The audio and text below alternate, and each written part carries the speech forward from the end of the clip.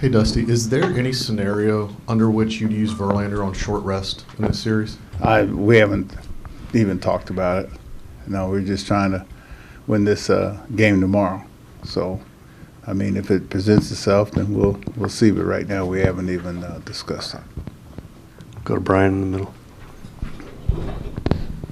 How crucial is it that Kyle Tucker gets going, and what do you think his issues have been at the plate here during the playoffs? Well, I mean, it's not the first star that's had a tough playoffs. I remember when I was a kid, Orlando Cepeda he was the MVP. He had a tough one, and I had a tough one after I hurt my hand in '81. So, Tuck's going to get going. We had a good conversation today, and for a temporary situation, I might move him down the order, try to take a little bit off of him, and so we'll see. And there are a few guys, we need to get going, or we all need to get going. Go in the front, Stephen. Dusty, clearly 0-2 is not where you want to be, but the comfort of coming in this building where you guys have had success, not only that series in September, but just the success, how much do you draw off that, and how much does what you guys did here in September kind of still reign in your mind?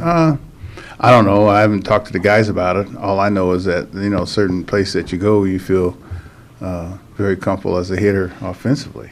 And I know our guys see the ball well here. And so, the way we look at it, I mean, we were one hit in each game away from winning those games.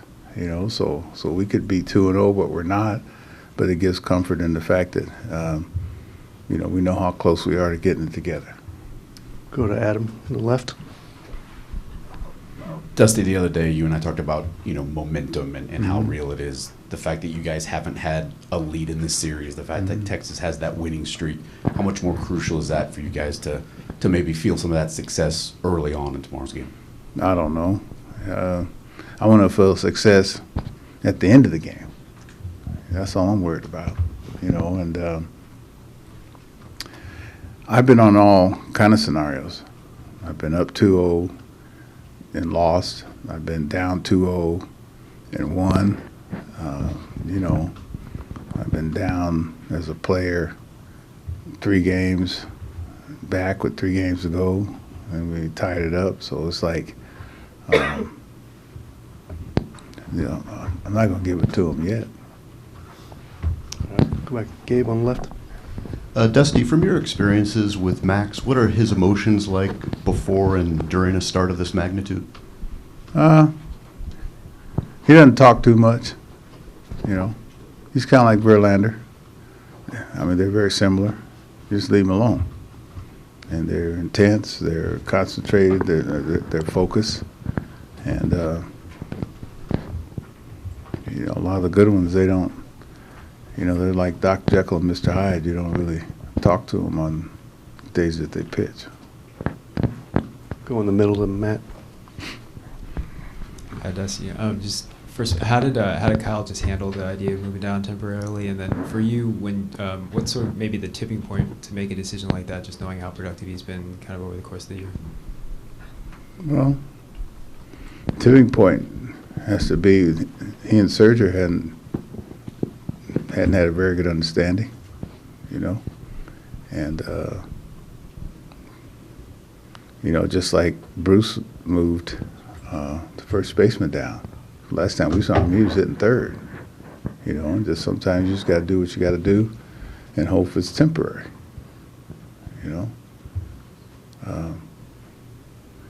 So it's a tipping point. It takes a while to get to whatever that time you're going to make that move. And also the fact that you got some guys that are swinging better ahead of them, and Michael's had pretty good success against Scherzer. I mean, I wrestle at night and don't sleep sometimes trying to figure out different lineups. That's all I do. Go on the right here with Matt. Given how good Javier has been as a postseason pitcher, and given the team situation being down, if he does not come out sharp, Who's the next guy up? Man, I don't know. I'm serious. I mean, you guys play these different scenarios, and most of them are negative results. I deal with positive results, and then if the negatives show up, then I'll worry about it when I get there. Go on the right with Chandler.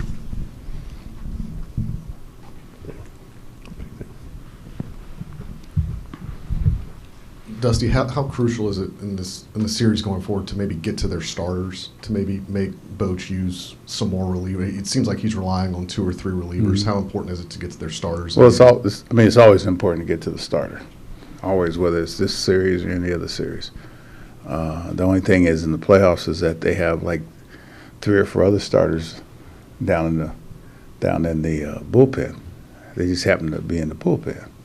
You know, they got Dunning, they got Haney. I mean, so it's not like during the regular season that when you get to a guy's bullpen, because you could be getting to the bullpen and actually get to a guy a better starter than who's starting.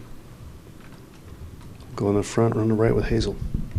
Dusty, being down 2-1, certainly different than being down 3-0. So as you go into Game 3, what is the balance between being aggressive and managing the way you have been, because that's what got you here? Well, I believe I'm always aggressive, but you got to be aggressive without running into like traps or suicide mission. You know what I mean? So, again, I am not thinking about being down 3-0. That's the last thing on my mind. I mean, my mindset is to be down 2-1, and then be even 2-2, and then hopefully get to 3-2, and then hopefully get to the World Series. That's how my mind thinks. Go in the middle with Matt.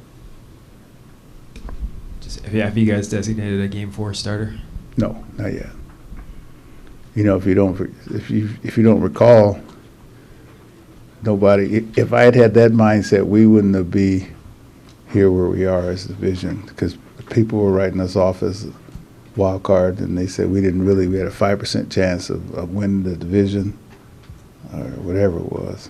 So it's like I got a totally different mindset than most people. Anything else for Dusty? Adam, on the left. Follow up on the wrestling with the lineups. I mean, does it keep you up at night if you come to the lineup this summer? You told us you thought long and hard about Urquidy in Game 4 of the DS2. No, it doesn't keep me up at night. It just wakes me up. I can go to sleep quicker than any man you ever seen.